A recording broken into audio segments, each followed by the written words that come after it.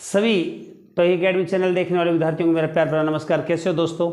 आज अपने बात कर रहे हैं राजस्थान का वायु परिवहन। कौन सा? राजस्थान का वायु परिवहन। इससे पहले आपने रेल परिवहन के बारे में तो जान ही लिया कि रेल परिवहन के बारे में पूरा आपको बताया था। इसका राष्ट्रीयकरण कब हुआ था, संघ सूची का विषय है। जो वायु परिवहन है ये भी किसका है? संघ सूची का विषय है। कौन सा? संघ सूची के अंतर्गत ही ये आता है। किसके अंतर्गत आता है? यह संघ सूची में ही आता है। कौन सा? जो वायु परिवहन है ये संघ सूची के विषय के अंतर्गत ही आता है। आपको जानकारी के लिए बता दूं दोस्तों कि भारत के अंदर सन 1911 ईस्वी के अंदर, भारत में सन 1911 ईस्वी के अंदर इलाहाबाद से नैनी के बीच में प्रथम विमान चला था और ये डाक विमान था। आपके जानकारी के लिए बता दूं ये डाक विमान था और यहीं से हमारी यात्रा शुरू हुई थी। किसकी? वायु परिवहन की यात्रा शुरू हुई थी। दोस्तों ये संघ सूची का विषय है, संघ सूची के विषय के अंतर्गत आता है। और आपको जानकारी के लिए बता दूं इसका जो राष्ट्रीयकरण सन 1953 में हुआ था। कब हुआ था? 1953 के अंतर्गत इसका राष्ट्रीयकरण हुआ था। किसका? वायु परिवहन का। और राजस्थान के अंदर जो वायु परिवहन जो है इसका प्रारंभ किसने किया था? इसका जोधपुर के महाराजा थे उमेद सिंह। कौन थे? जोधपुर के महाराजा उमेद सिंह। उन्होंने 1929 ईस्वी में, कब? भारत के अंदर जोधपुर रियासत थी, राजस्थान के अंदर पश्चिमी दिशा में, और वहाँ के महाराजा उमेद सिंह जो थे उन्होंने प्रथम बार फ्लाइंग क्लब की स्थापना की थी। और कब की थी? 1929 में। और वहीं से राजस्थान के फ्लाइंग यानी कि हवा में वायु परिवहन का प्रारंभ हुआ था। किसका प्रारंभ हुआ था? वायु परिवहन का प्रारंभ हुआ था राजस्थान में। इसी के ऊपर आज अपने बात कर रही हैं। तो सबसे पहले आपको बताया भारत में वायु परिवहन का प्रारंभ। भारत में वायु परिवहन का प्रारंभ कब हुआ? सन 1911 ईस्वी में। कहाँ से कहाँ तक? इलाहाबाद से नैनी के बीच।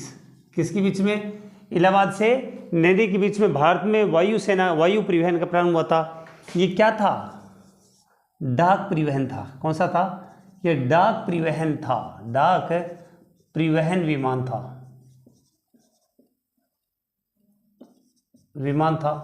हालांकि मैं पूरा भारत का जो परिवहन है उसके अंतर्गत पूरा डिटेल बताऊंगा कि इसके बाद में भारत के अंदर कहाँ पर जो हवाई जहाज उड़ाई गई, कौन कौन से हवाई अड्डे बने, इन सब के बीच में। लेकिन आज हम पढ़ रहे हैं राजस्थान का वायु परिवहन पढ़ रहे हैं दोस्तों। किसका? राजस्थान का जो परिवहन है उसका पढ़ रहे हैं। भारतीय विमान निगम क्या होता है? अब मैं पहले ये बता देता हूँ भारतीय विमान निगम क्या होता है। भारतीय विमान निगम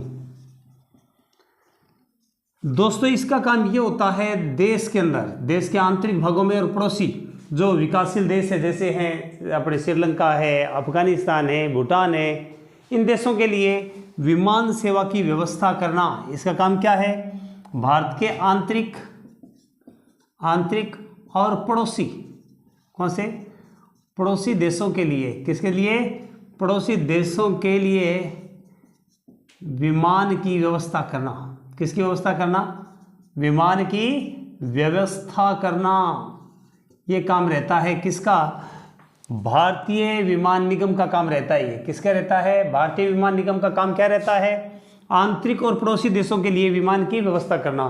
तो इसका प्रारंभ का पता चल गया। इसका संघ सूची का विषय है। भारतीय परिवहन का प्रारंभ 1911 ईस्वी में माना जाता है। कब माना जाता है? 1911 ईस्वी में। और फिर कहता है 1 तारीख को 1 अगस्त 1953 में, 1 अगस्त 1953 ईस्वी में किसका? परिवहन का, वायु परिवहन का राष्ट्रीयकरण किया गया। क्या किया गया? राष्ट्रीयकरण किया गया। यहाँ पर देखिए इन चीज़ों के बारे में कि जो भारत के अंदर है इसका राष्ट्रीयकरण कब किया गया। देखो ये राष्ट्रीयकरण किया गया है। कब किया गया है? 1 अगस्त को। आपको पता है 15 अगस्त को देश आज़ाद हुआ। 1 अगस्त 1953 के अंदर वायु परिवहन का राष्ट्रीयकरण किया गया। ये बातें आपको याद रखनी है। अब अपने बात करते हैं राजस्थान के वायु परिवहन के बारे में। ये तो एक सामान्य सी जानकारी थी। भारत के संदर्भ में यदि प्रश्न पूछ ले और यदि आपके दिमाग में के अंदर रहे तो इसका पता होना चाहिए। तो भारत में वायु परिवहन का प्रारंभ कैसे हुआ? मैं राजस्थान का वायु परिवहन करवा रहा हूं, पहले इसका स्क्रीनशॉट ले लें आप।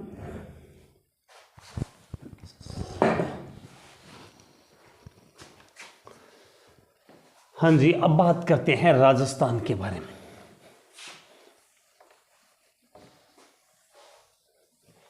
राजस्थान के अंदर कौन कौन से यात्री विमान हैं, कौन कौन से यात्री हवाई अड्डे हैं, सैनिक हवाई अड्डे हैं, अब इन सब के बारे में। सबसे पहले प्रारंभ राजस्थान में जो प्रारंभ है किसका? राजस्थान में वायु परिवहन का जो प्रारंभ हुआ वो किसने किया था? सबसे पहले वो जोधपुर के महाराजा ने किया था। कब किया था? 1929 ईस्वी में जोधपुर के महाराजा ने, जोधपुर के महाराजा उमेद सिंह ने, किसने? उमेद सिंह ने। कब? 1929 ईस्वी में जोधपुर के महाराजा उमेद सिंह ने प्रथम फ्लाइंग क्लब, कौन सा? फ्लाइंग क्लब की स्थापना की। किसकी स्थापना की? प्रथम जो फ्लाइंग क्लब की स्थापना की थी वो किसने की है? जोधपुर के महाराजा ने की है। जोधपुर के महाराजा का नाम क्या है? उमेद सिंह। इन्होंने प्रथम फ्लाइंग क्लब की स्थापना की थी। और कब की थी? सन 1929 ईस्वी के अंदर फ्लाइंग क्लब की स्थापना की थी। उसके बाद में 20 दिसंबर 2006 को, कब? 20 दिसंबर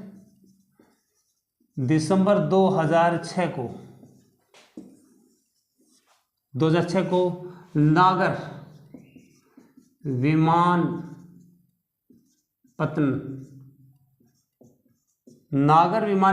की स्थापना हुई।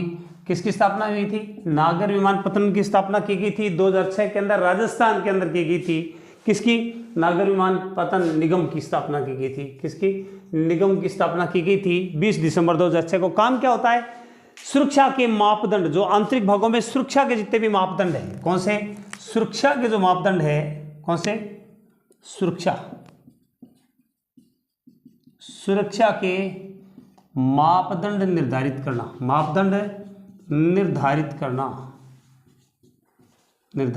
करना। कैसे? जितने भी जो विमान चल रही हैं राजस्थान के अंतर्गत, जो विमान चल रही हैं उनके लिए जो सुरक्षा के मापदंड है उनका निर्धारण कौन करता है? नागर विमानपत्तन निगम जो है वो इसका निर्धारण करता है। कौन करता है? नागर विमान जो पत्तन निगम जो है वो इसका निर्धारण करता है। ठीक है, ये कब? 20 दिसंबर राजस्थान के अंदर इसकी स्थापना हुई थी कि जितने भी जो हवाई जहाज उड़ेंगे उनकी सुरक्षा की व्यवस्था तो सही है, उन सुरक्षा की व्यवस्था कौन करेगा? नागर विमानपत्तन। ये हो गया। फिर उसके बाद में कहता है कि राजस्थान में कितने हवाई अड्डे हैं? कितने हवाई अड्डे हैं? जो हवाई अड्डे हैं राजस्थान के अंदर उनकी कुल संख्या है 10। कितनी है? राजस्थान में जो हवाई अड्डे हैं उनकी संख्या कितनी है? 10। अब देखो कैसे याद करते हैं। यहाँ पर एक छोटा सा मैं मैप बनाता हूँ, बिल्कुल छोटा सा मैप बनाता हूँ और उसके मैप के अंतर्गत समझाने का प्रयास करूँगा और याद करवाने का प्रयास करूँगा आपको कि इनको याद कैसे आपको करना है। देखो बहुत आसान है। यहाँ पर देखो सबसे पहले मैं मिलिट्री हवाई अड्डों के बारे में बता रहा हूँ। किसके बारे में? मिलिट्री हवाई अड्डे हैं उनके बारे में आपको बताने जा रहा हूँ। और कौन कौन से मिलिट्री हवाई अड्डे हैं उनके बारे में देखिए। जैसे बीकानेर है, ये कौन सा? ये बीकानेर है।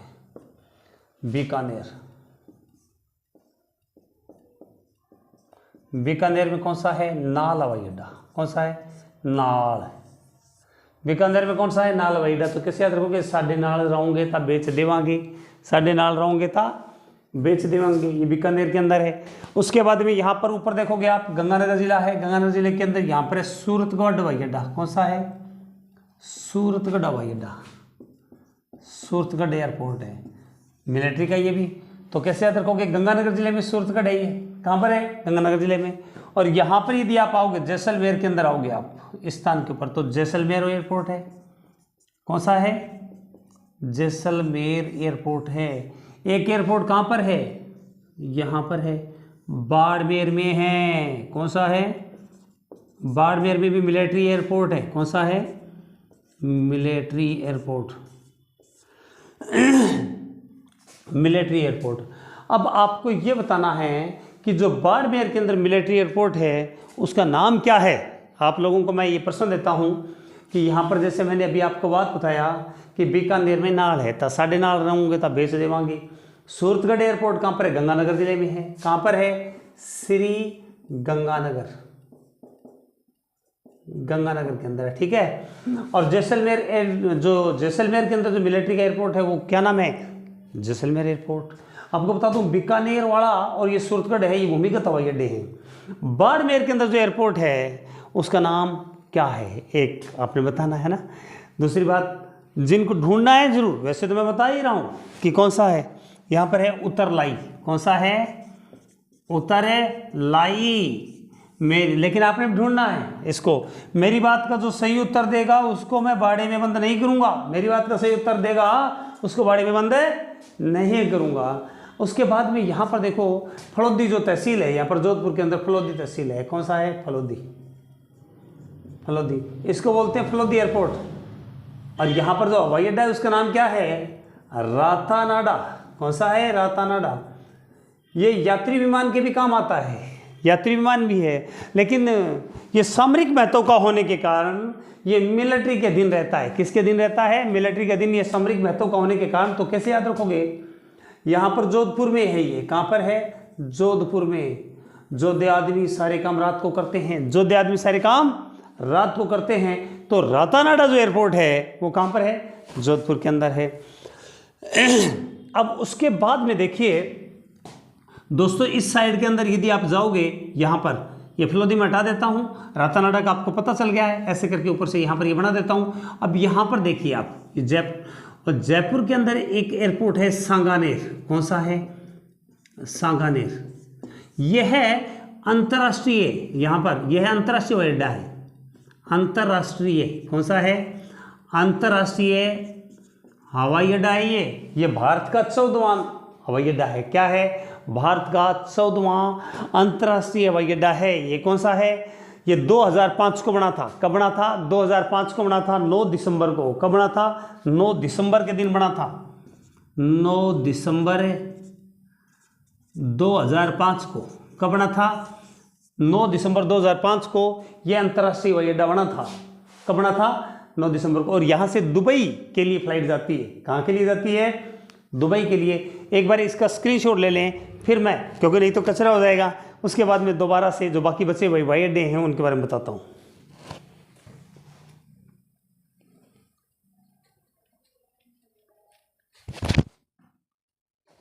हाँ जी,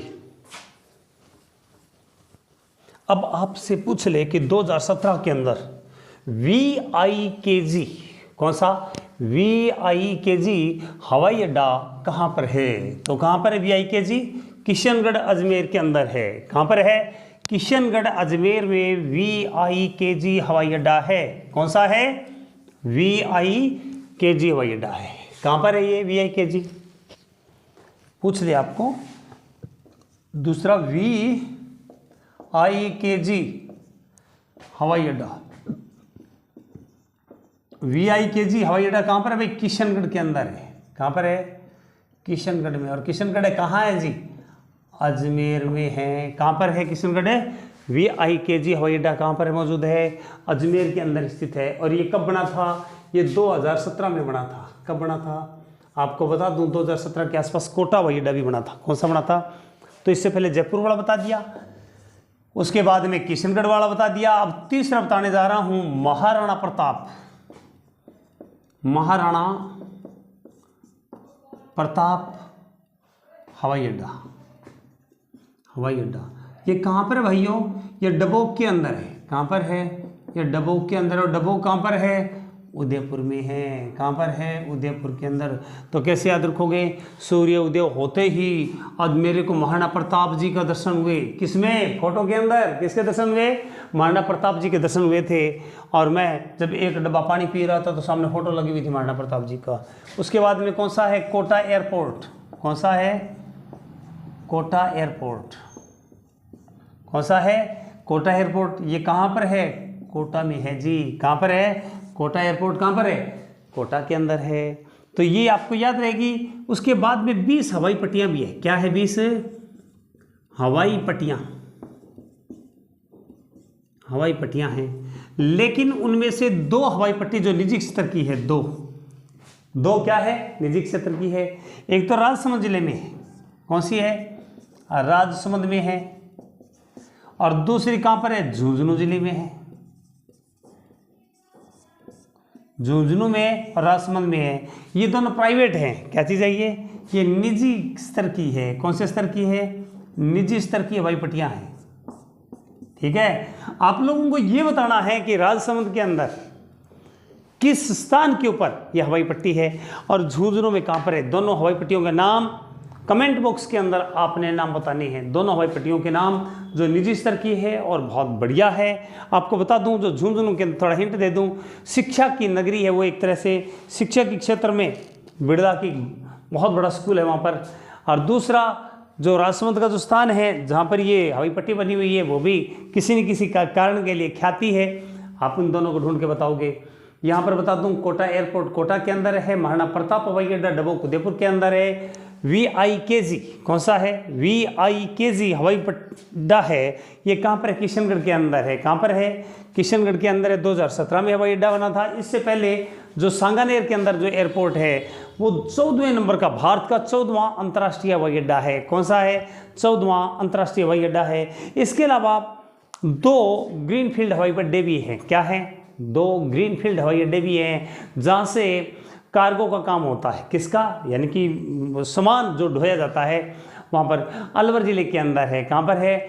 अलवर जिले के अंदर जो निजी स्तर का है। क्या है? अलवर जिले के अंदर है जो निजी स्तर का है। दूसरा कौन सा है? जोधपुर के भोपालगढ़ के अंदर है। कहाँ पर है? जोधपुर के भोपाल के अंदर है। भोपालगढ़ के अंदर, सॉरी माफ़ी चाहूँगा। कौन कौन से हैं? देखिए, ग्रीनफील्ड हवाई अड्डे कौन से हैं? ग्रीनफील्ड हवाई अड्डे कहाँ पर है? एक तो अलवर में है, कोटकासिम में, और दूसरा कहाँ है? जोधपुर के अंदर है। जोधपुर के अंदर कहाँ है? भोपालगढ़ में। ये 2 ग्रीनफील्ड हैं। क्या चीज़ है? 2 ग्रीनफील्ड हैं।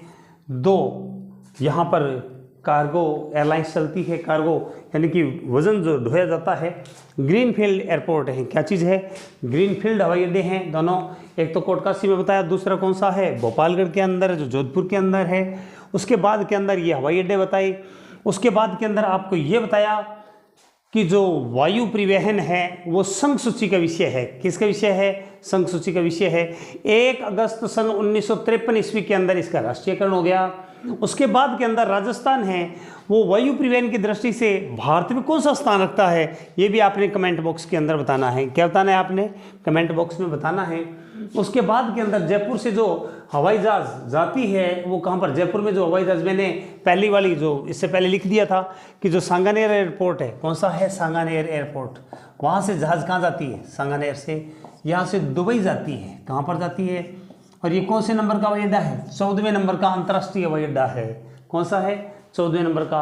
और आपको ये भी बताया था जो रातानाडा एयरपोर्ट है, कौन सा है? रातानाडा एयरपोर्ट कहाँ पर है? जोधपुर के अंदर है। वो एक तरह से परिवहन की दृष्टि से भी काम लिया जाता है और आर्मी की दृष्टि से भी काम आता है, क्योंकि सुरक्षा महत्व का हवाई अड्डा है वो। क्या चीज़ है? सुरक्षा महत्व का हवाई अड्डा है।